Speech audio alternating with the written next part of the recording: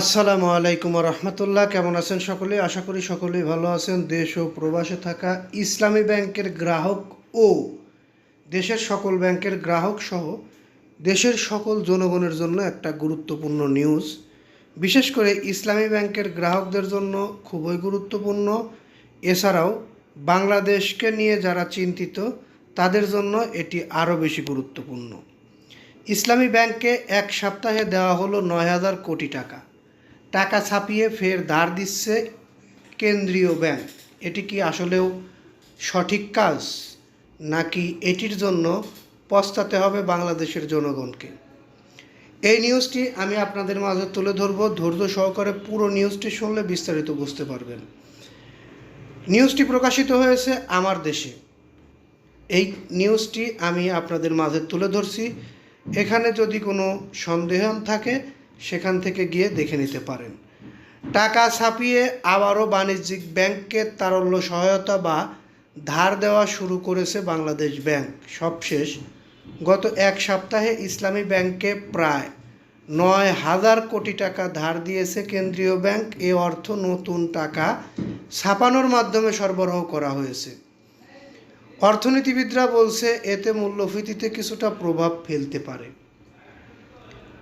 Bangladesh bank ও সংশ্লিষ্ট সূত্রে জানা গেছে, ইসলামী ব্যাংকের চেয়ারম্যান খুরশিদ আলমের নিয়োগের পর থেকেই তাকে কেন্দ্র করে সৃষ্টি হওয়া অস্থিরতার মাধ্যমে গ্রাহকদের ব্যাপক আমানত উত্তোলনের চাপ সামাল দিতে বিশেষ তারল্য সহায়তা দেওয়া হয়।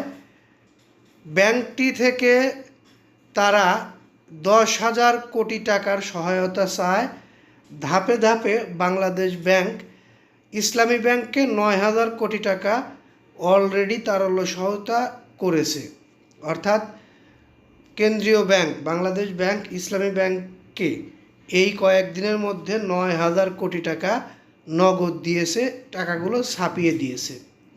অর্থনীতিবিদরা বলছে, কেন্দ্রীয় ব্যাংক যখন নতুন টাকা সৃষ্টি করে, কোনো ব্যাংককে ঋণ দেয়, তখন তাত্ত্বিকভাবে অর্থের সরবরাহ বাড়ে।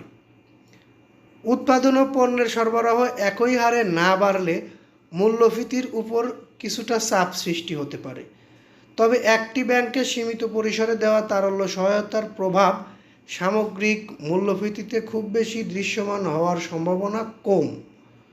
Bangladesh institute of bank management সাবেক মহাপরিচালক তৌফিক আহমেদ বলেন, ইসলামী ব্যাংকের তারল্য সংকট কাটিয়ে ওঠাই এ সহায়তার মূল উদ্দেশ্য।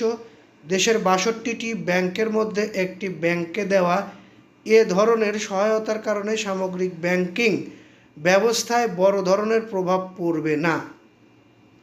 তিনি বলেন, তাত্ত্বিকভাবে অর্থের সরবরাহ বাড়লে চাহিদাও কিছুটা বাড়তে পারে, যা মূল্যস্ফীতির উপর চাপ সৃষ্টি করতে পারে। তবে একটি ব্যাংকে সীমিত পরিসরে দেওয়া তারল্য সহায়তার কারণে বাস্তবে এর প্রভাব সাধারণত খুবই সামান্য হবে। যাই হোক, আপনাদের আরেকটি বিষয় জানা হলো, সেটা হচ্ছে ইসলামী ব্যাংক বাংলাদেশ ব্যাংকের কাছ থেকে ৯,০০০ কোটি টাকা ধার নিয়ে গ্রাহকদের আমানতের টাকা পরিশোধ করেছে। এখন আবার ইসলামী ব্যাংকে গ্রাহকরা তাদের আমানত রাখছে, টাকাগুলো দ্রুতই ফেরত দিতে পারবে। যাই হোক, এই নিউজটি আমরা আর দীর্ঘায়িত করতে চাচ্ছেন, এখান থেকে বিদায় নিচ্ছি। পরবর্তী নিউজের অপেক্ষায় থাকুন। ততক্ষণ সকলেই সুস্থ থাকুন, ভালো থাকুন।